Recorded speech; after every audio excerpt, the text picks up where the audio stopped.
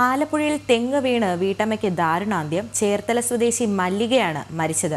ശക്തമായ കാറ്റിൽ വീടിന് സമീപത്തെ തെങ്ങ് ഒടിഞ്ഞ് മല്ലികയുടെ ദേഹത്ത് വീഴുകയായിരുന്നു. വിവരങ്ങളുമായി നിഷ ദിലീപ് ചേരുന്നു. നിഷ, രാവിലെ തന്നെ വളരെ ദാരുണമായ ഒരു കാഴ്ചയാണ് നമ്മൾ കാണുന്നത്.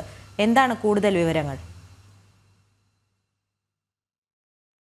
ായിരുന്നു ഇങ്ങനെയൊരു സംഭവം ഉണ്ടാകുന്നത്. പാണാവള്ളി സ്വദേശിയായ വീട്ടമ്മയ്ക്കാണ് തെങ്ങ് വീണ് ദാരുണാന്ത്യം ഉണ്ടായിരിക്കുന്നത്. പാണാവള്ളി പഞ്ചായത്ത് മൂന്നാം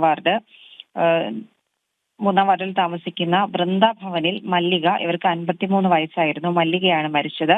ഇന്നലെ രാത്രിയുണ്ടായ ശക്തമായ കാറ്റിൽ വീടിന് സമീപത്ത് നിന്ന് തെങ്ങ് മല്ലികയുടെ ശരീരത്തിലേക്ക് മറിഞ്ഞു വീഴുകയായിരുന്നു. തെങ്ങ് വീണ് ഗുരുതരമായി പരിക്കേറ്റ മല്ലികയെ എറണാകുളത്തെ സ്വകാര്യ ആശുപത്രിയിൽ പ്രവേശിപ്പിച്ചെങ്കിലും ജീവൻ രക്ഷിക്കാനായില്ല.